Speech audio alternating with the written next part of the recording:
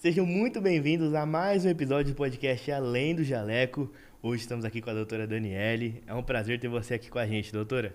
Obrigada pelo convite, Léo. Eu que agradeço. Espero que o pessoal goste aí do nosso bate-papo. Com certeza. Vamos falar sobre estilo de vida. Não tem nada mais alto do que isso, né, doutora? Pois é, mercado de bem-estar, de wellness, está super em alta, o que é ótimo, né, Léo? Se a Com gente certeza. estimula a população a fazer exercício físico, a ter uma vida mais saudável, isso é maravilhoso. Com certeza. E antes de tudo, doutora, eu gostaria que você contasse um pouquinho da sua trajetória, por que você decidiu seguir por esse caminho também.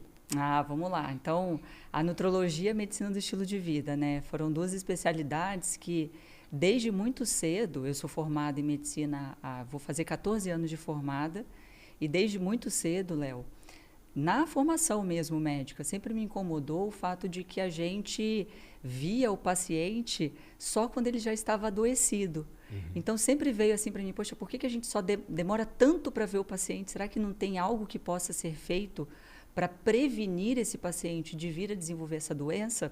Então, isso era um incômodo que eu tive durante muito tempo. E o outro, assim, quando a gente estuda dentro da faculdade, a parte de estilo de vida, de exercício físico, de alimentação, de prevenção primária mesmo, Uhum. as orientações que a gente passa para o paciente, porque nós aprendemos assim, são orientações muito genéricas.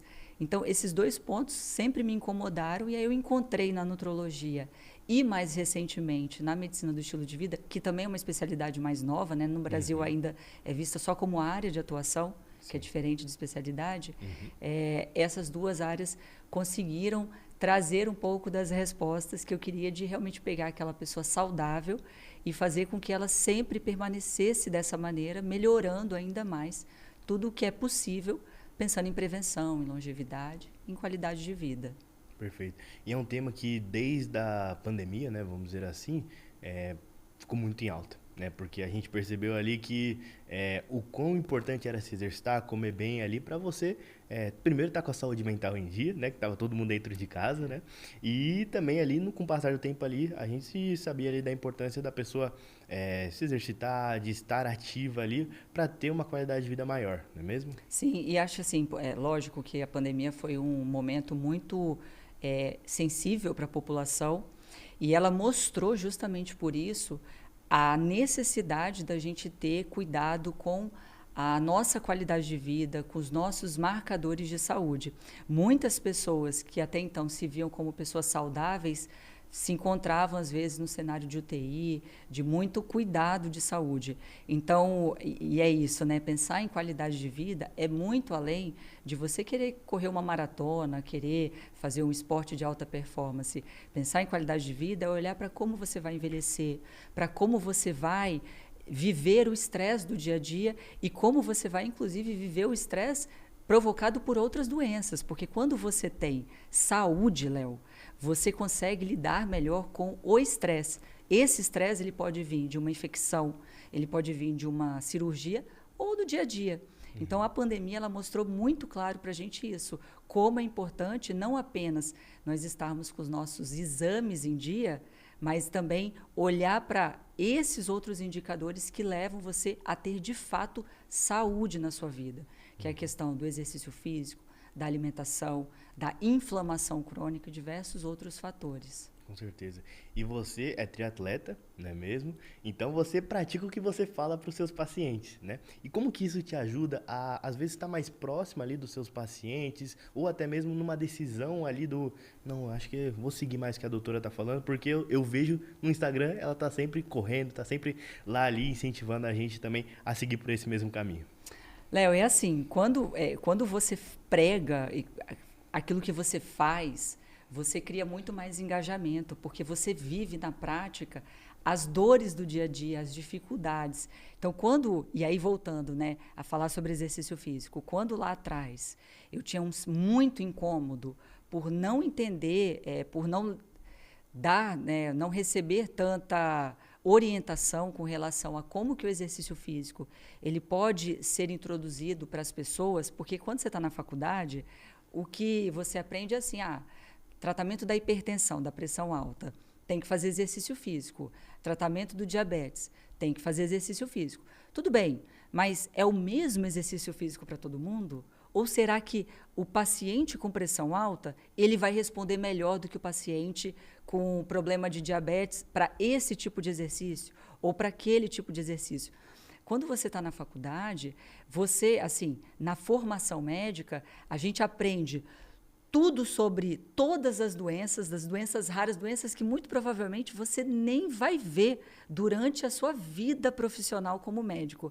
Mas você, às vezes, não sabe a diferença de um exercício físico aeróbico, de um exercício físico resistido, o que é uma zona 2 de exercício físico, o que é uma zona 4, e qual perfil de paciente vai se adaptar melhor a esse ou aquele.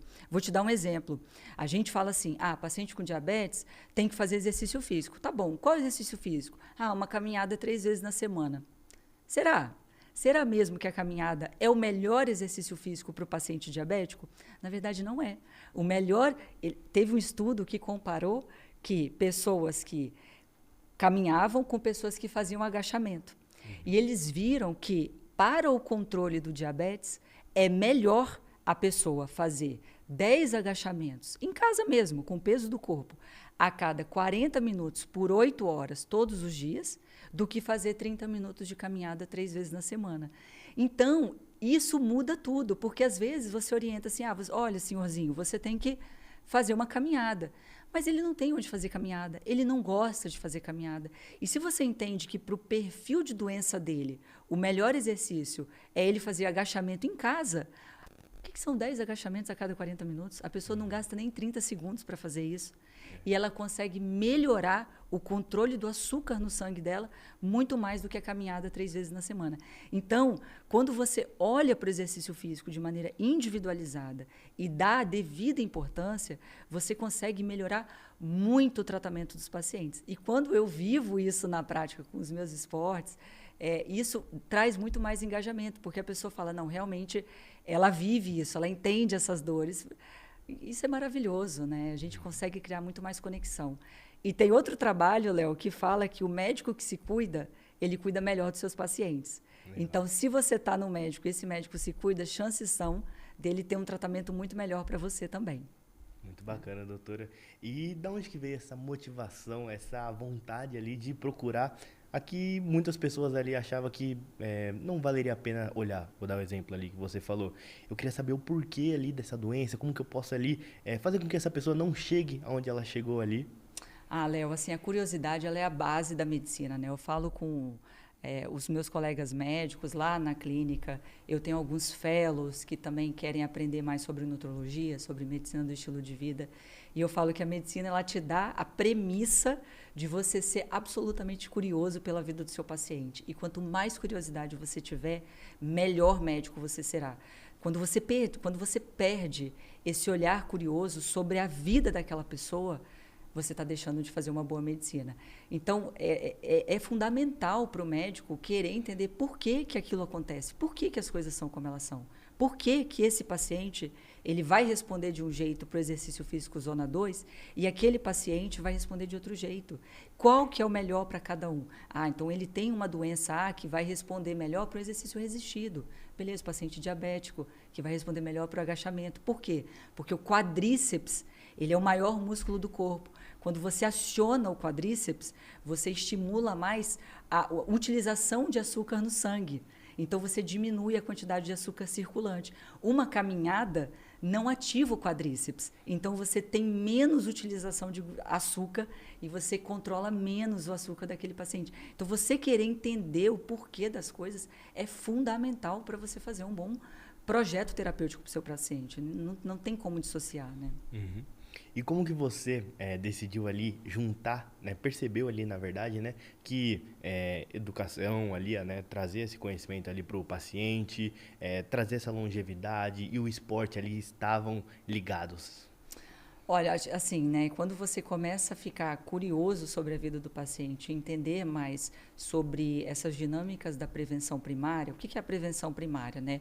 É você cuidar para que aquela pessoa ela não desenvolva a doença. Dentro da medicina, nós temos 3 tipos de prevenção, e é uma 4ª também. Então, tem prevenção primária, prevenção secundária, prevenção terciária e quaternária. Então, a primária é a pessoa saudável, ela não desenvolver uma doença. A prevenção secundária é aquela pessoa que tem... Então, vamos pegar o exemplo da pressão alta ou do diabetes. Então, a prevenção primária é não deixar a pessoa desenvolver um diabetes. Então, como que eu faço prevenção primária? Com exercício físico, com alimentação, com estilo de vida.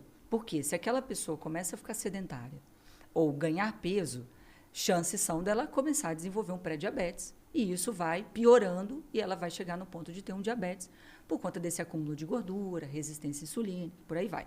Então, prevenção primária é não deixar a pessoa desenvolver o diabetes.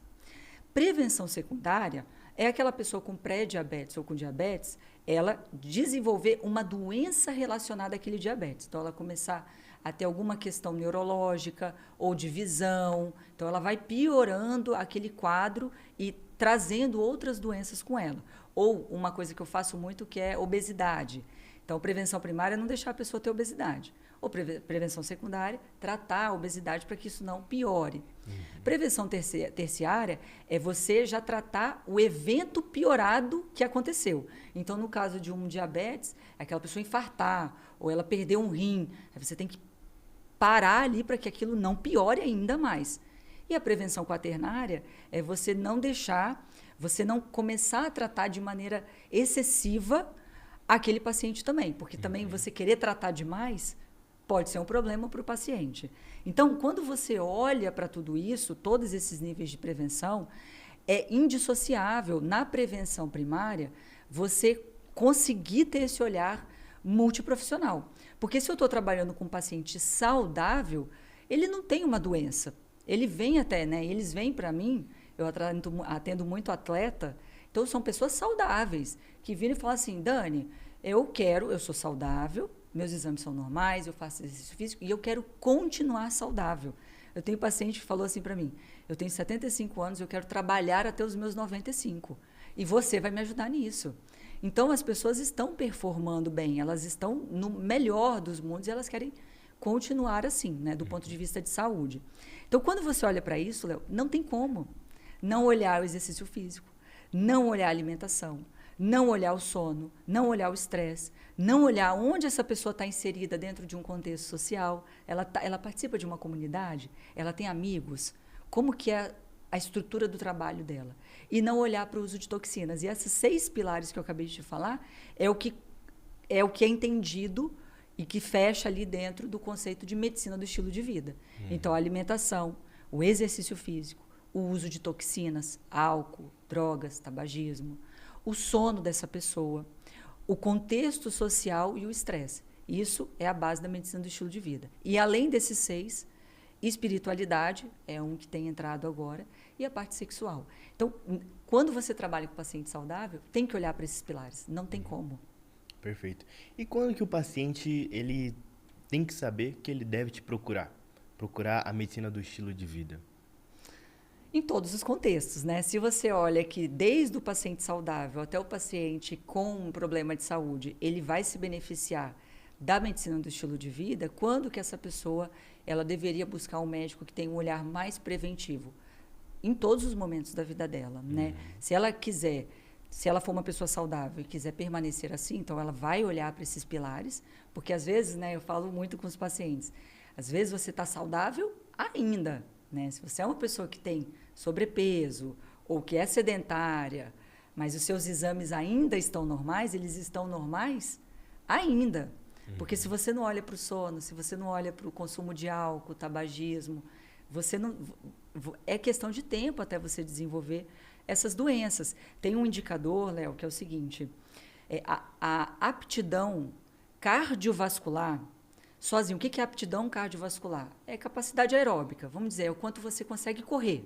Correr rápido, correr de maneira resistente, segurar ali uma corrida de 5, 10 quilômetros. Então, quanto melhor é a sua aptidão cardiovascular, a sua aptidão aeróbica, melhor é a sua longevidade, qualidade de vida. Sozinho, a aptidão cardiovascular, a sua capacidade aeróbica, ela é um fator preventivo mais importante do que todos os outros fatores detectáveis e modificáveis. Eu estou falando de tabagismo, eu estou falando de outras doenças como hipertensão, diabetes, eu estou falando até de idade. Uma pessoa mais velha, com mais aptidão cardiovascular, ela tem uma longevidade maior do que uma pessoa jovem sedentária. A pessoa jovem sedentária, que tem o VO2 máximo baixo ali, nos 20% piorado de VO2 máximo, ela tem até 6 vezes mais chances de morrer por qualquer doença, quando comparado com a pessoa que está lá no grupo dos 20% maior de aptidão cardiovascular. Ou seja, quando que essa pessoa vai buscar um médico do estilo de vida? Quando ela quiser melhorar qualquer fator da vida dela, seja esse uma prevenção primária até uma prevenção quaternária. E se ela está pensando em longevidade, é imprescindível ela olhar para esses pilares de aptidão cardiovascular, de alimentação, de tudo isso que a gente está conversando aqui agora. Porque senão é um contraponto, não tem como você pensar em longevidade se você não sabe o seu VO2 máximo. Se o seu VO2 máximo está lá nos 20% mais baixos. E o VO2 máximo, Léo, eu vou falar uma notícia boa, ele é tratável, ele é treinável. Você descobre o seu VO2 máximo hoje, você tem como melhorar esse VO2 máximo. Legal. Então, você consegue diminuir a chance de você ter uma morte prematura por qualquer outra causa. Isso é maravilhoso, né? Sim. E muita gente deve chegar lá no seu consultório e falar assim, doutor, eu quero mudar de vida o mais rápido possível. Queria que você comentasse ali quais são os principais erros que essas pessoas acabam cometendo. Tá, legal. Acho que o principal é não entender a importância da constância. As pessoas, às vezes, elas chegam para mim pensando naquela trend do Instagram, elas querem fazer aquela coisa da moda, querem tomar aquele remédio do momento ou aquele suplemento. Isso vai fazer quase nada pela sua saúde de longo prazo. Então, o principal fator é você estruturar uma vida de constância para você aí sim, ao longo do tempo, conseguir colher esses frutos de longevidade, de adaptação cardiovascular, de melhora de qualidade de vida. Então, o principal erro, não acreditar na constância. Assim, não tem como não levar isso em consideração na hora de fazer qualquer coisa. Os outros erros são querer, às vezes, um resultado mais rápido, aí, às vezes, burla o sistema, ou... Pega um atalho, né? Ou às vezes até usa aqueles remédios, ou às vezes a pessoa usa um remédio para ter um resultado mais rápido, mas, na verdade, esse remédio está piorando a vida dela. Vou dar um exemplo de uso de análogo de testosterona, né? A pessoa, às vezes, usa uma bomba porque ela quer ganhar músculo logo, porque ela quer ter o corpo da saúde. Aí ela usa de artifícios que não são saudáveis para ter o corpo que socialmente é visto como um corpo saudável. Isso é um contraponto. Não faz sentido nenhum você usar uma bomba para ter um corpo que vai ser visto como saudável, mas, na verdade, você está piorando a sua saúde, né? E isso é um erro comum, tá, Léo? Acontece, Imagina. Faz parte, né? Acho que criar essa relação de confiança é importante justamente para isso. Não é condenável ninguém. Acho que o desejo de você querer ser mais saudável, ele é totalmente válido. E cabe ao profissional saber quais são os medicamentos saudáveis, né? Você, enquanto leigo, você não tem que saber que bomba faz mal. Eu, quanto médico, eu tenho que saber. E a gente cria uma relação de confiança e constrói com todas as ferramentas que de fato são saudáveis, dentro desse viés de constância, para você chegar e ter o seu resultado. É isso que é importante. Perfeito.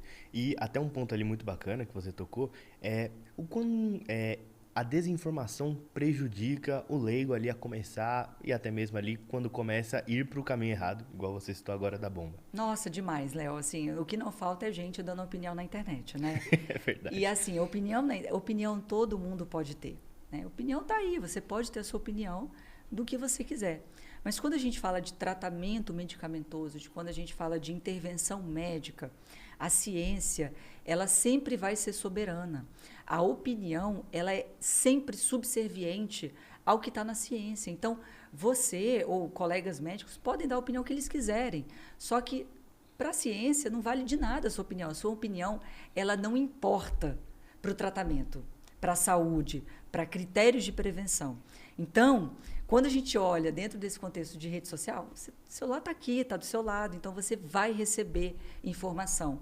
E na maioria das vezes, quer dizer, né, pelo menos espera-se que a informação ela venha dentro de um critério científico, mas na maioria das vezes não vem, porque a opinião, quem está produzindo o conteúdo, na grande esmagadora maioria, às vezes são pessoas que não são experts naqueles temas. Então, elas dão a opinião delas.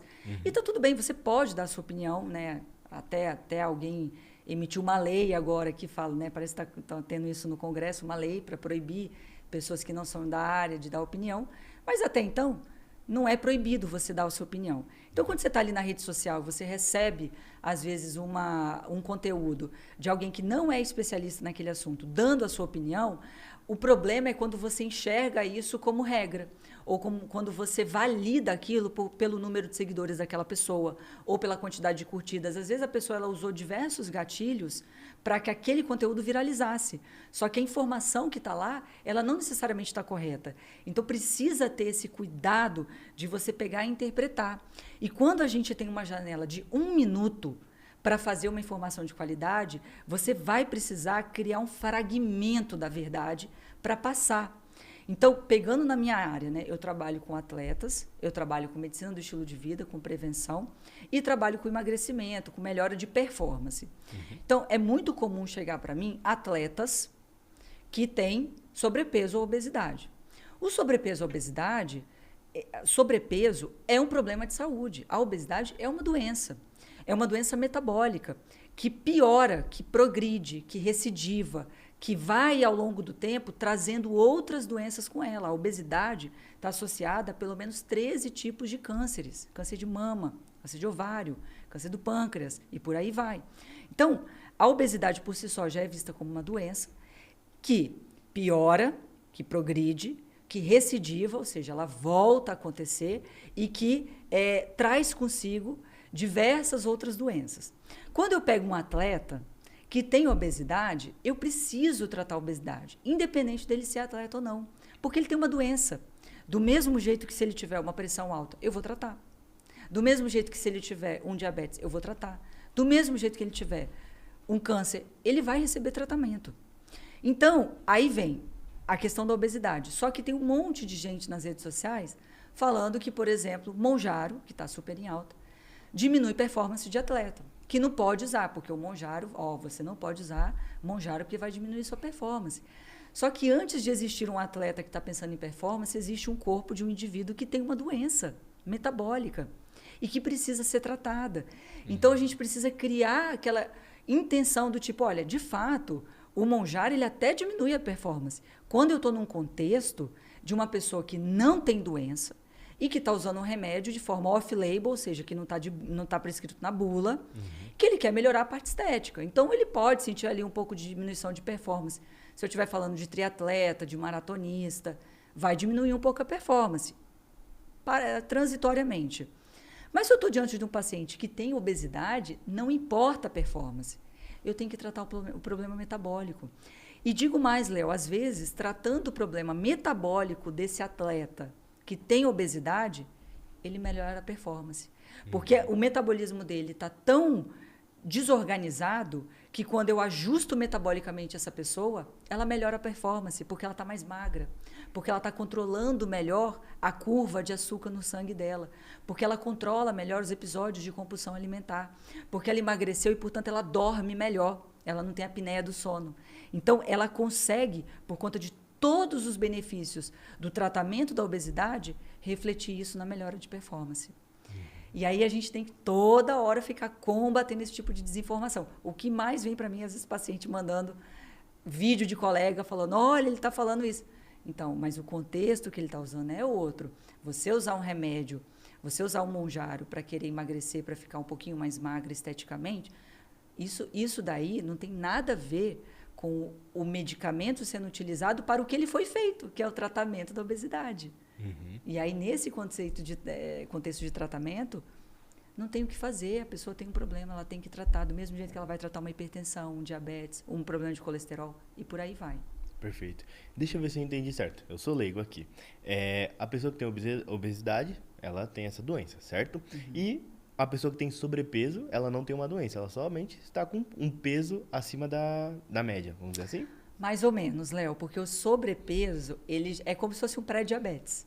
Né? Então, se você olha aqui a obesidade, ela é uma doença crônica, progressiva e recidivante. Crônica porque não tem cura, progressiva porque ela piora e recidivante porque ela pode voltar, às vezes a pessoa ela está com às vezes não, o sobrepeso já tem que ser esse start, essa sinalização de que uma questão metabólica está acontecendo. Então, ela vai ter ali um contexto onde ela tem uma janela de oportunidade para não deixar aquilo progredir e piorar. E aí, quando a gente olha para a população, né, a gente vê, dentro de um cenário atual do Brasil, que mais de 65% das pessoas estão com sobrepeso. Então, mais de 65% das pessoas já estão dentro de uma janela de oportunidade para tratar esse problema de sobrepeso, para não deixar isso piorar. Porque dentro do sobrepeso, depois a gente tem que quase 30% da população tem obesidade. Mas antes dessa obesidade existir, existiu o sobrepeso. Então, a gente tem sim que olhar para o sobrepeso como um problema também metabólico, como se fosse um pré-diabetes ou uma pré-hipertensão, da mesma forma. Perfeito. Eu ia completar ali porque muitas pessoas ali acabam pensando, nossa, eu sempre fui gordinho, então eu posso tomar Monjaro, e aí naquele estilo que você falou, off-label ali, né? Vai ali, pega uma receitinha ali e compra. É muito comum isso ali, então a pessoa que sempre foi gordinha, às vezes pode ter sido ali má alimentação, não fazer exercício físico, e não estaria, por exemplo, relacionada ali com obesidade? Então, assim, né, a pessoa que sempre foi gordinha a vida inteira, provavelmente ela tem alguma coisa relacionada à obesidade. Né? Lógico, existem aquelas pessoas que às vezes não têm a questão genética associada à obesidade e por estilo de vida acabam desenvolvendo sobrepeso. Né? É comum isso acontecer? Muito comum nos dias atuais. Mas, trazendo um contexto histórico, hoje, Léo, só 2% da população é o que é chamado de magro constitucional. O que é isso? É aquela pessoa que vai ser sempre magra, que o hipotálamo dela vai ser mais voltado para a magreza. Os outros 98% da população tem alguma coisa já relacionada ao sobrepeso ou obesidade, porque evolutivamente as pessoas que tinham sobrepeso ou obesidade lá no início da nossa vida enquanto Homo sapiens eram as pessoas que mais sobreviviam. A pessoa que tinha capacidade de estocar gordura, ela tinha mais chances de sobrevivência. Aquela pessoa que tinha mais compulsão alimentar, que se alimentava mais do que as outras, ela sobrevivia mais dentro de um contexto de escassez. Então, se você olhar para a população, só 2% hoje são os chamados magros constitucionais, que são essas pessoas que vão ser para sempre magras. O resto vai ter alguma coisa de obesidade. E aí, a pessoa, ela pode ter o gene da obesidade, mas não necessariamente desenvolver a obesidade. Se ela tem ali uma rotina de exercício físico, de alimentação, de hábitos de vida, de determinantes da saúde favoráveis, não necessariamente ela vai expressar o gene da obesidade. Mas isso não quer dizer que ela não tenha. Então, muito provavelmente, essa pessoa que teve já assim, um pouco de sobrepeso na infância, que lutou contra a balança a vida inteira, muito provavelmente ela já tem alguma coisa relacionada ao gene da obesidade. E aí, se você coloca essa pessoa dentro de um contexto de sociedade obesogênica, hoje nós andamos menos a pé, nós usamos mais transporte motorizado e nós comemos mais produtos industrializados. Então, é mais fácil de você expressar aquele gene que há 50, 60 anos atrás não se expressaria, porque o contexto social era diferente. As pessoas falam assim para mim, porque eu falo muito, sabe, Léo, sobre usar medicamento para o tratamento, porque dificilmente a pessoa com obesidade ela vai responder à só mudança do estilo de vida, e está tudo bem. Tá? Você pode e deve sempre tentar ter hábitos mais saudáveis, mas isso não garante que você vai conseguir tratar o seu sobrepeso, a sua obesidade. E o fato de você não conseguir tratar o sobrepeso ou obesidade sem remédio não é demérito. Então, eu bato muito nessa tecla de tirar essa visão preconceituosa com relação ao tratamento medicamentoso. A pessoa ela vai usar o Monjaro, ela vai usar um tratamento medicamentoso dentro de um contexto de mudança do estilo de vida. Isso é perfeito, tá? Isso é perfeito. Mas, então, essa pessoa que há 60 anos atrás, ela talvez nem expressaria o gene da obesidade por conta da alimentação mais saudável e hábitos de vida, as pessoas andavam mais, né? Elas andavam menos de carro, de moto, elas andavam mais a pé, comiam menos produtos ultraprocessados. Então, essa pessoa às vezes nem teria sobrepeso. A gente tinha 6% da população há 50 anos atrás que tinha problema de obesidade. Hoje nós temos quase 30%. Né? Então, é um salto de quase 5 vezes mais É muita coisa. No intervalo de 50 anos. Então, o que mudou de lá para cá? A sociedade. O que mudou nisso tudo? Aquilo que é necessário para o gene se expressar. Então, as pessoas falam, mas como que antigamente não existiam pessoas com obesidade, hoje existe? Como que as pessoas com obesidade faziam para emagrecer há 50 anos atrás? Eles me perguntam, né? Falam, mas 50 anos atrás não existia obesidade igual tem hoje. Hoje a gente tem 65% da população com sobrepeso e 30% da população com obesidade. Há 50 anos atrás era 6% da população com obesidade. A obesidade não era a doença prevalente que ela é hoje. Então, para o contexto atual, usar remédio é fundamental. E tudo bem, porque o nosso hipotálamo, ele não dá conta sozinho de falar para você não comer um ultraprocessado. Que a gente passa na rua e tem propaganda o tempo inteiro. A gente abre o celular e tem gente mostrando vídeo de comida o tempo inteiro. Então, isso vai gerando gatilhos na nossa cabeça que o nosso hipotálamo sozinho, hoje, ele é incapaz de regular a sua fome e a sua saciedade. Então, por conta disso, a gente acaba usando os medicamentos associados. Mas, respondendo a sua pergunta, se a pessoa tem um problema de sobrepeso, ela já pode usar o medicamento, né? E quem está falando isso não sou eu, já é a ciência. Então, a opinião, de novo, ela não importa, porque a ciência já diz que o sobrepeso, se for associado a pelo menos ali uma comorbidade associada ao sobrepeso, você já está respaldado para essa pessoa usar o Mounjaro para emagrecer, ficar mais saudável, ter mais qualidade de vida, está tudo certo. É um desejo genuíno, né? Perfeito, doutora. E aí um ponto também que é muito importante é a alimentação e também a suplementação. Queria que você contasse também a importância, né, para a pessoa manter um estilo de vida saudável ali com esses dois pontos. Tá. Uma dica que eu dou para os pacientes com relação à alimentação é exercício físico, né? Então, primeiro, alimentação. A dica alimentação saudável, ela é fácil de você entender o que é saudável. É você comer comidas naturais. Então, uma dica sai do contexto de supermercado, começa a fazer suas compras em açougue, peixaria, feira, porque aí você tira a sua exposição a produtos ultraprocessados, que a diferença de uma feira, de um açougue, de uma peixaria para um supermercado é que no mercado, além das frutas, das hortaliças e da peixaria e do açougue, vai ter também todo aquele arsenal de produto ultraprocessado para você comprar. Então, e ele é feito para você achar que você tem que comprar aquilo. As capas dos produtos é feito para você achar que aquilo é mais saudável, é mais proteico, né? Tá na moda o proteico. É proteico, que você precisa comer aquilo, que se você for comer só o que está na feira, você está comendo errado. E não é isso. Na verdade, quanto mais você for para os produtos naturais, mais certo você vai estar fazendo. Então, a dica que eu dou sai desse contexto de ultraprocessado. O seu hipotálamo, de novo, ele não consegue dizer não para aquilo que é ultraprocessado. Quando você olha um hambúrguer numa propaganda do McDonald's, de um fast food, você já começa a salivar. Você pode estar saciado, mas se você olhar para um produto cheio de gordura, ultraprocessado, você vai, só de imaginar, você já vai ficar com vontade de comer. Então, se você vai para um supermercado e olha aquele monte de coisa, você vai ficar com vontade de comprar aquilo que não faz bem para a sua saúde. Então, a dica da alimentação é essa.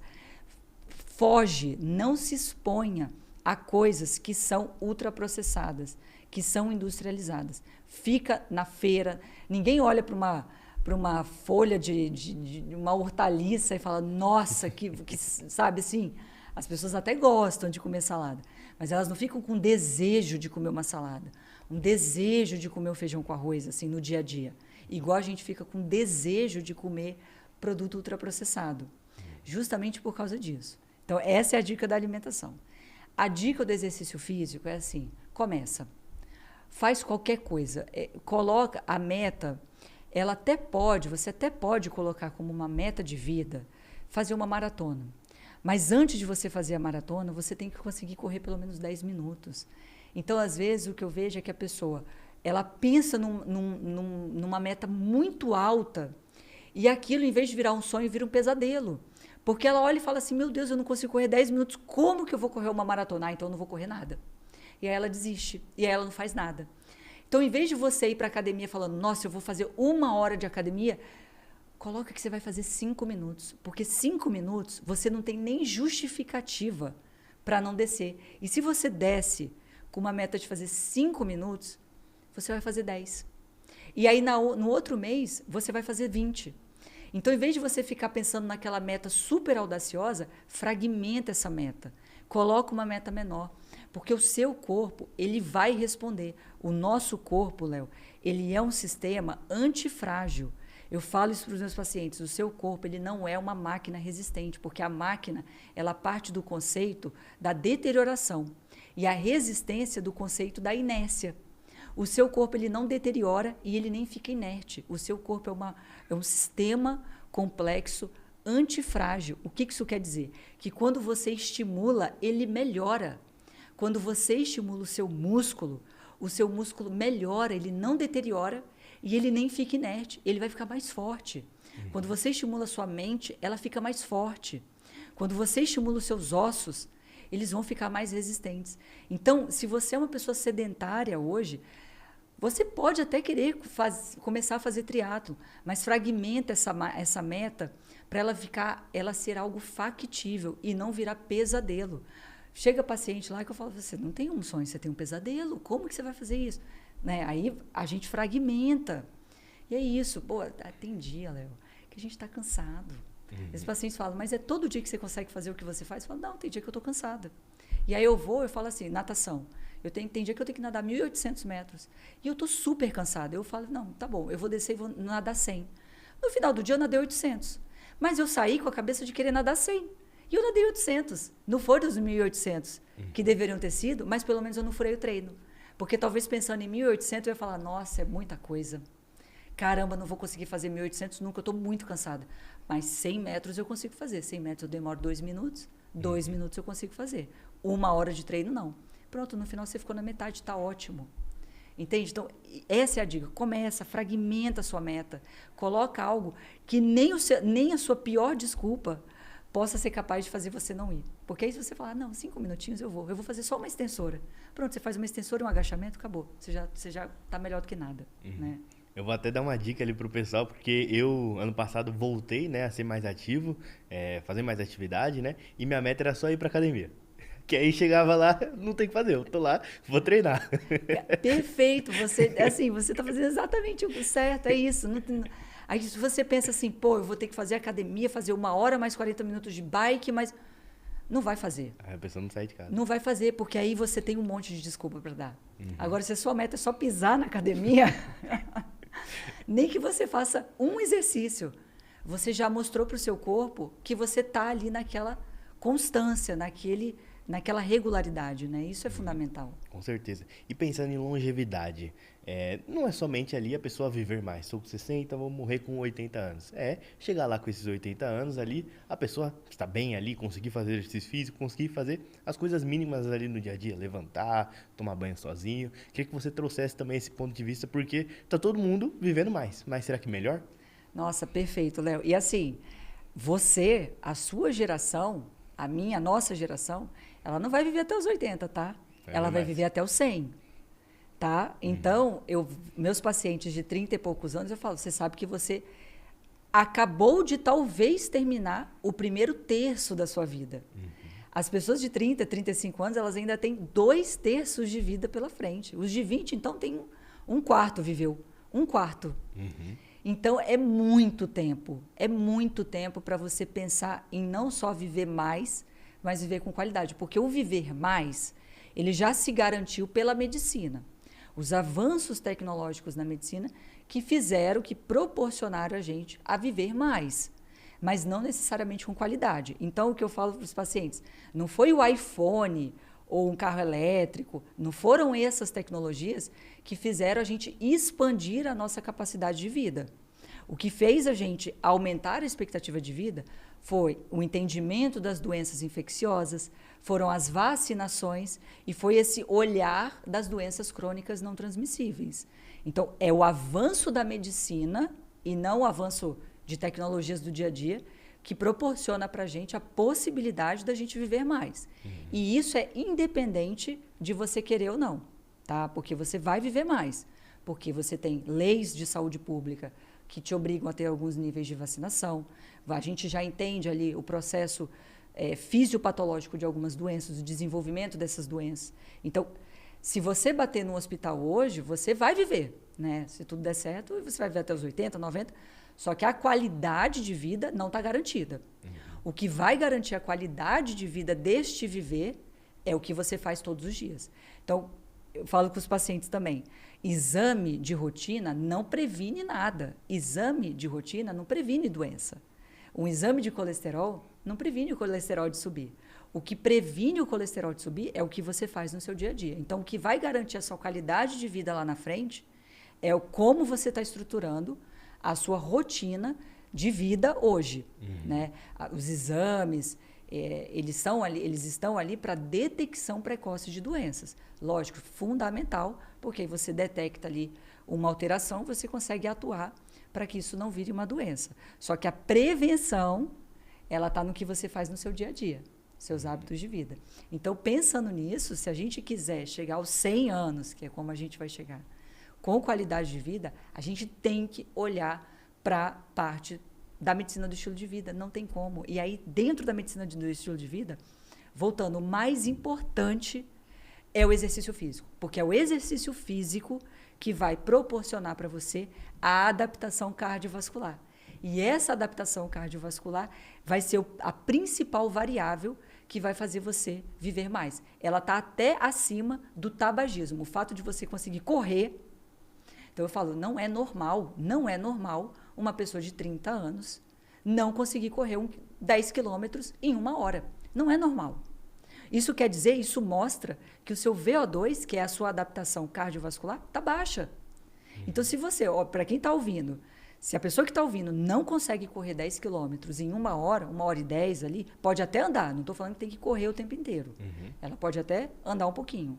Mas se ela não consegue correr 10 quilômetros em aproximadamente 1 hora, o VO2 está baixo. E se o VO2 está baixo, ela está deixando de ter qualidade de vida lá na frente, com 100 anos. Justamente porque é essa adaptação que vai garantir muito mais do que idade, muito mais do que tabagismo, muito mais do que diversas outras doenças, que ela possa envelhecer com saúde. Perfeito. E, doutor, eu queria que você contasse um pouquinho também sobre a sua clínica, que ela é interdisciplinar, né?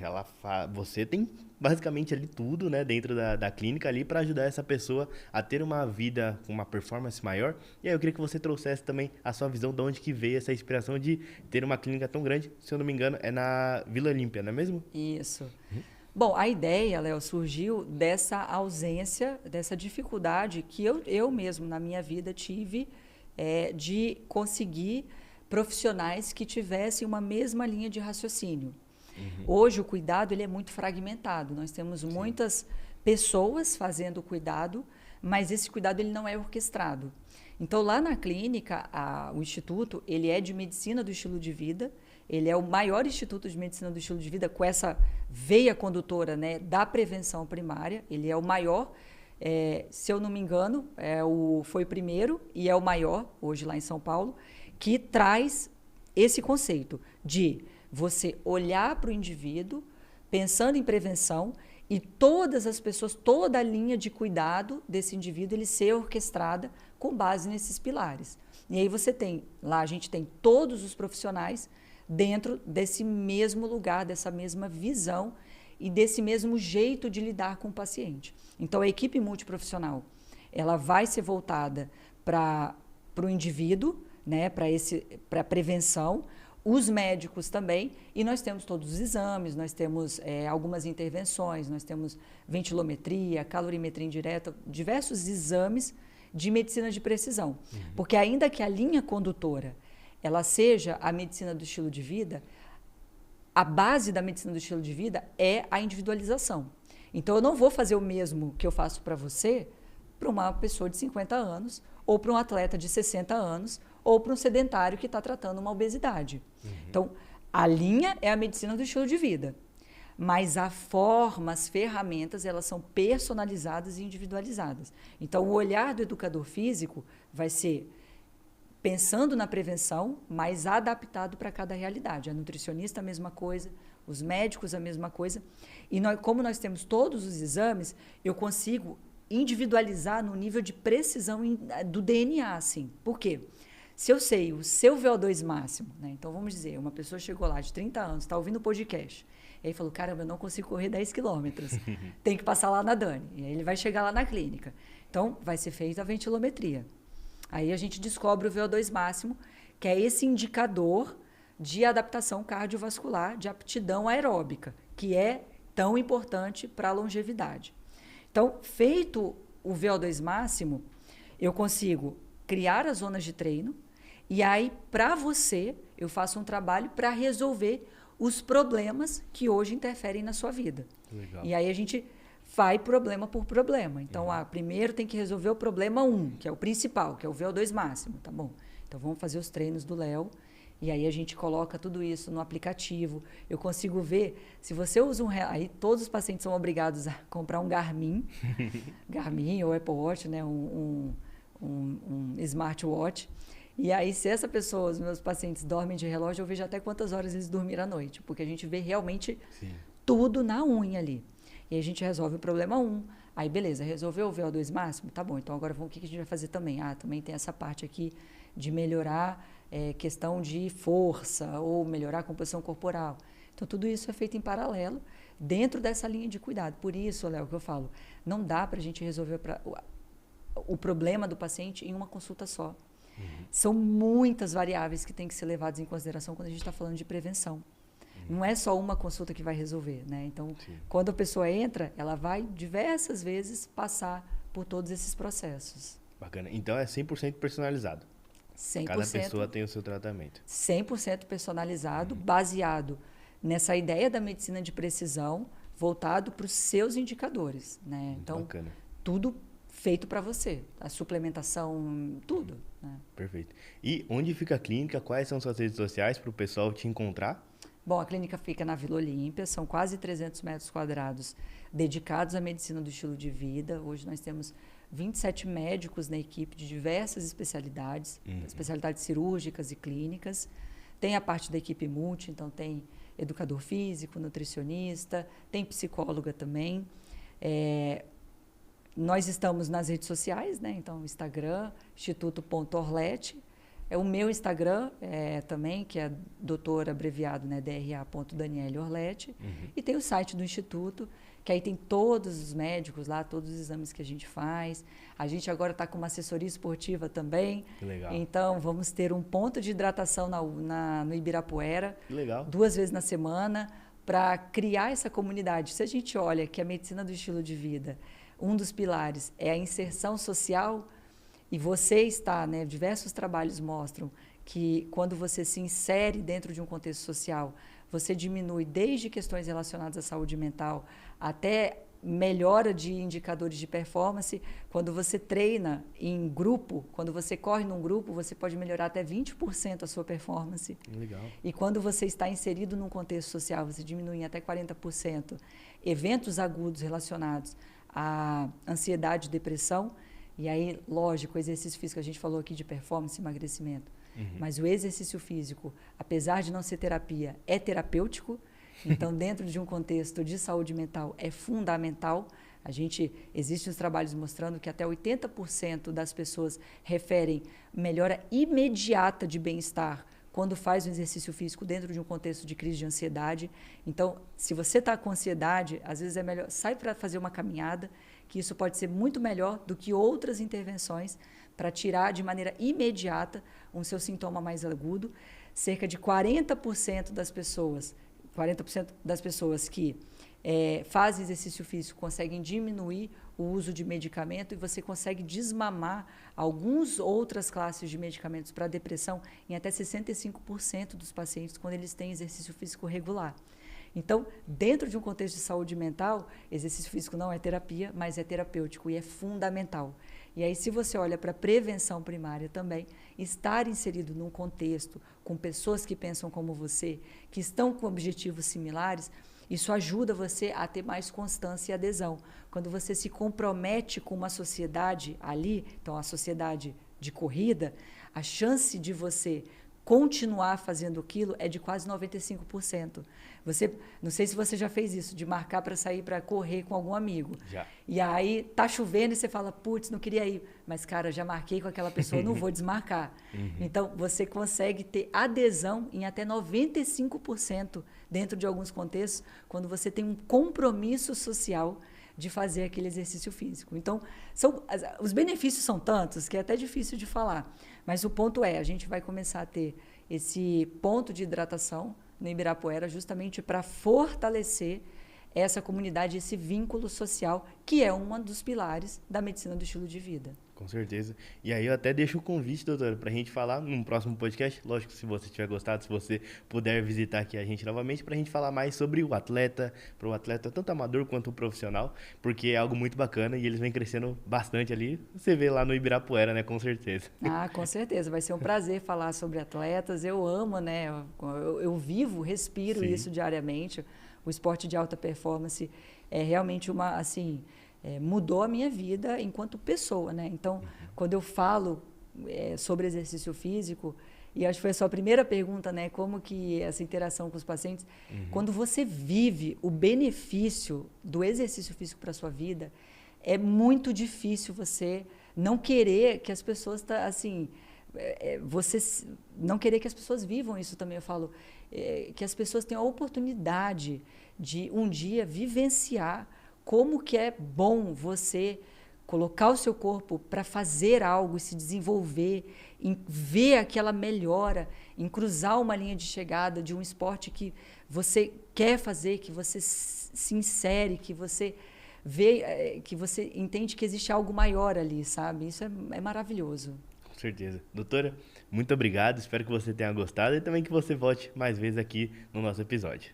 Obrigada. E você que chegou até aqui, não esqueça de se inscrever no canal, deixar seu like para não perder nenhum conteúdo, que eu te espero no próximo episódio. Até mais!